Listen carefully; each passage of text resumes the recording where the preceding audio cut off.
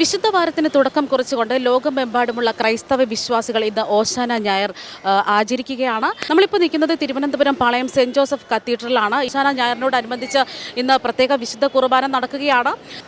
തപസ്സുകാലത്തിൻ്റെ ഈ 6ാം ഞായറാഴ്ച സഭയോട് ചേർന്ന് നാം ഓശാന ഞായറാഴ്ചയായിട്ട് ആചരിക്കുകയാണ്. ഈ ദിനത്തിൽ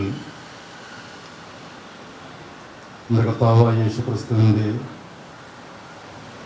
പീഡാസനവും മരണവും ഒക്കെ നമ്മൾ വിശുദ്ധ ഗ്രന്ഥ അധിഷ്ഠിതമായിട്ട് അനുസ്മരിക്കുന്നുണ്ട്.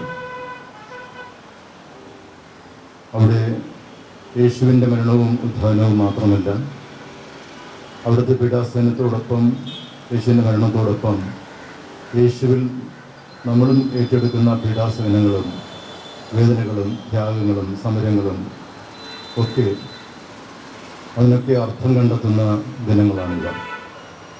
ഈ ദിനത്തിൽ അതിൻ്റെ ആദ്യ ഭാഗത്ത് നമ്മൾ യേശു ഒലിവുമലയിൽ നിന്നും ജെറുസലേം ദേവാലയത്തിൽ പ്രവേശിച്ച രാജകീയ പ്രവേശനത്തെ, ഏതാണ്ട് 2 മൈൽ ദൂരമുള്ള ആ രാജകീയ പ്രവേശനത്തെ അനുസ്മരിക്കുന്നു. ദേവാലയത്തിൽ തിരികെ എത്തിയതിനു ശേഷം യേശുവിൻ്റെ പീഡാസഹനത്തെ നമ്മൾ അനുസ്മരിക്കുകയാണ്.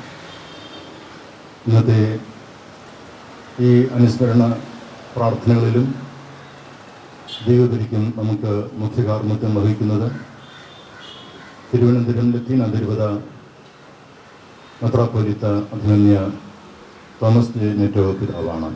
അദ്ദേഹത്തെ ഈ കാർമ്മികത്വം വഹിക്കുന്നതിനായിട്ട് ഞാൻ പ്രത്യേകം സ്വാഗതം ചെയ്യുന്നു. നമുക്ക് ഭക്തിയോടുകൂടി ഈ കർമ്മങ്ങളിൽ പങ്കെടുക്കാം.